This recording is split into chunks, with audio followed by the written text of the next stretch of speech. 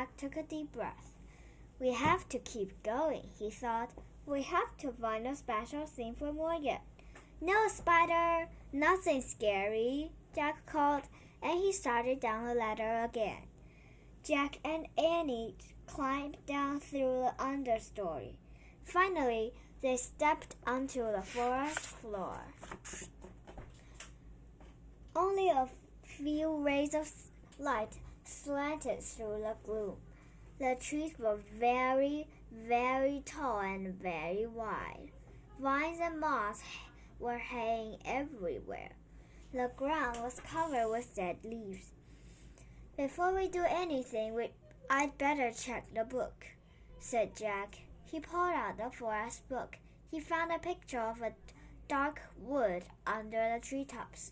He read, "In the forest, many living creatures blend with their surroundings. This is called camouflage." "Oh, man," said Jack. He closed the book and looked around. "There are tons of creatures down here.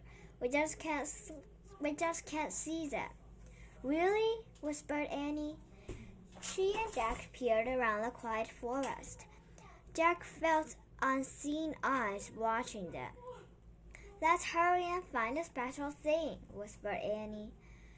"How do we know if you find it?" Jack said. "I think we just know," said Annie. She headed off through the gloom. Jack followed. They crept between the huge trees and past cane vines. Annie stopped. "Wait, what's that?"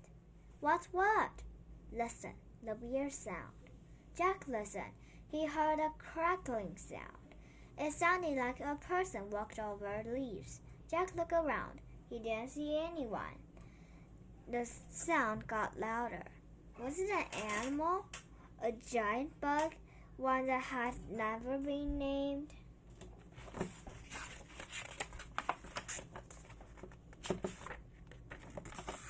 Just then, the silent forest became alive.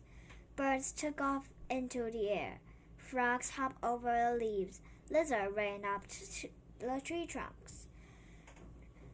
The weird noise grew louder and louder. "Maybe the book explained it," said Jack. He opened the book. He found a picture of different animals running together.